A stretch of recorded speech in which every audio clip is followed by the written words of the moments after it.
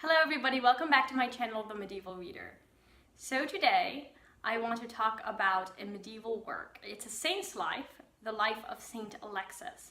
I will be particularly focusing on the 11th century French work, La Vie de Saint Alexis. But the life of Saint Alexis was widely known both in the West and in the East, and it was known well before the 11th century. But the 11th century La Vie de Saint Alexis is one of the oldest French works written in the vernacular French. So this hagiographical poem, hagiography being the study of saints' lives, or the study of saints, the cult of saints, the veneration of saints, this hagiographical work has a very important place in the history of French literature. So what is the story of Saint Alexis about? Well, Saint Alexis is the son of the Count of Rome, Euphémien, and he grows up very well educated, and because his father and mother are very wealthy, his mother being one of the most noble women in all of Rome, his father really wants him to inherit this wealth and to carry on the reputation, the honor of the family. And so he finds a wife for Alexis, but Alexis has different plans. On his wedding night, when he is supposed to be consummating the marriage, he suddenly leaves his wife. He tells her that he wants to follow God, and he just up and leaves. And she doesn't know where he goes, nor does his parents. But Alexis leaves and goes to Alsace, where he lives as a beggar. He disguises himself as a beggar and lives there for 17 years. And then after 17 years, he returns to Rome, still disguised as a beggar and unrecognizable to his family and friends. He goes up to his father, who doesn't recognize him, and asks to be taken in out of love for his son, whom he says he knows his father has lost recently. And so the father takes in his son, whom he doesn't recognize to be his son, and gives him food and shelter, housing him basically beneath the staircase, kind of like Harry Potter. And he is very well cared for by the father, but not by the servants, who treat him very poorly. He is beaten, he is abused, he's insulted. He undergoes a lot of the abuses that we call Christ's abuses, really kind of making us think about Christ and how Alexis conforms to this image of Christ.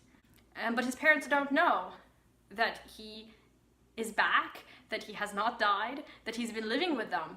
And after, I think, 17 more years, before he dies, he writes his testament, where he reveals himself in a letter telling his parents that really it was Alexis who was the beggar living with his family, and calling his family to holiness. There's a lot of voices that people in Rome are hearing about this holy man who is about to die, and then the holy man is indicated to be this beggar, and now they have all gathered around the body. They discover the letter. The Pope hears from his servant, the one who, he's not really a servant, I guess he's more of a scribe, who can read, that this is Alexis. The parents are hysterical. They can't believe that this was their son the whole time. They feel very angry. The father says, I wanted you to inherit all of this wealth. I wanted you to be honored, both in this life and in the next. His mother is hysterical. I mean, she'd already been really grieving for the past, 34 years. But now she's really angry. She feels like her son has disrespected her and her family. And then Alexis' wife, who really never knew him, she's maybe a little bit less upset. But when she hears about what happened to Alexis, she decides to become a nun. And then the last third of the poem follows the afterlife of Alexis. So we know that he goes to heaven. We know that he is honored in heaven by God and by his angels.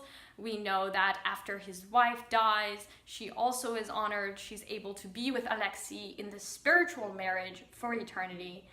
And the Pope really creates this cult for Alexis where his relics are venerated.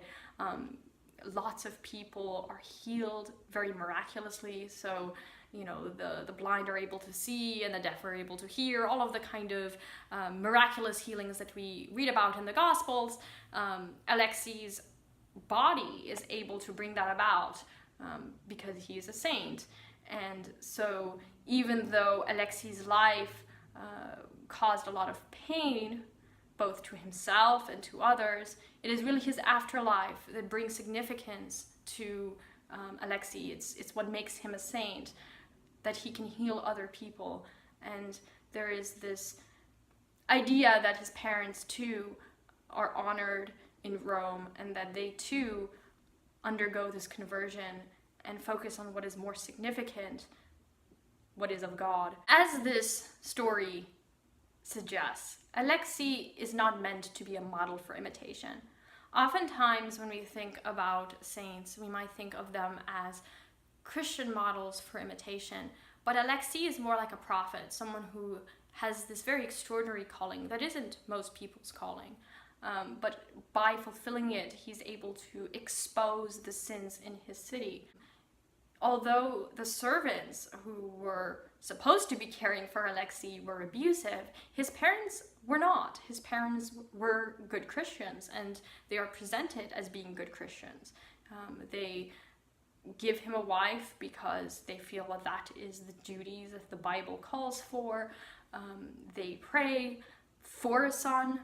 For the longest time, Alexis' mother was barren. She was not able to bear a child, and then finally God granted her prayers and gave her Alexis. So we see that they are very pious parents, but they have privileged earthly wealth over spiritual wealth.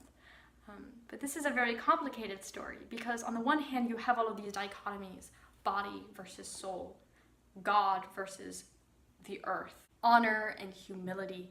But we also see how these binaries are not strict binaries. For example, we see that Alexis renounces earthly honor so that he can have spiritual honor after his death, but also earthly honor.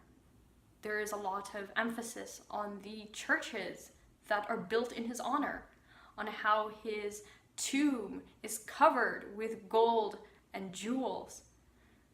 And we see also that while the parents are the ones who have privileged earthly things, they aren't evil people. They are good Christians.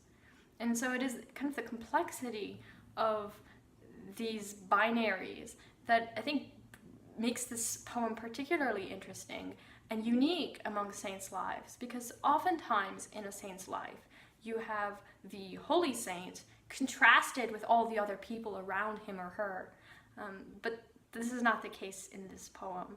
I think what is particularly interesting is the etymology of Alexis's name. So Alexis comes from the Greek Alexeis, which means defender of the faith, or defender, protector, not particularly of the faith, but defender and protector.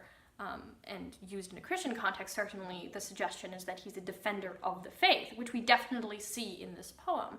However, in the Middle Ages, in the West, scholars didn't know Greek, and so when they saw Alexis, they thought of the word lexis, which is word, speech, language, and they had the most unique interpretation of Alexis's name.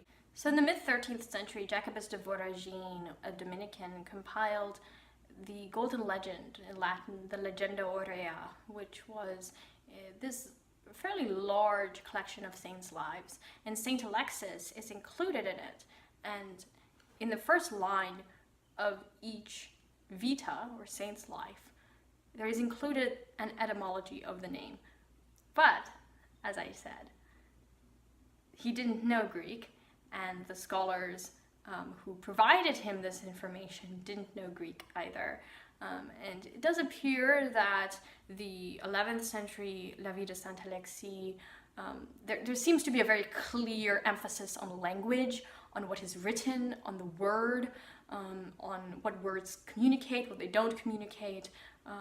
And so I think it's pretty clear that the French text, the Vie de Saint Alexis, also had in mind this spurious etymology.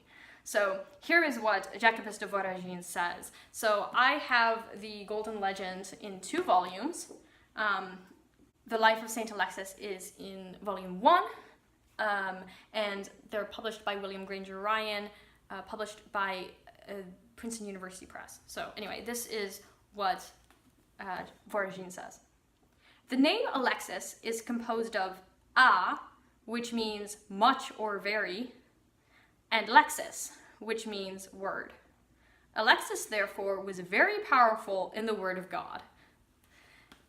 That's completely false, but this is a reminder that using modern scholarship to understand medieval scholarship isn't always the best. It's not, if I looked up the actual etymology of Alexis, I'm not going to get this.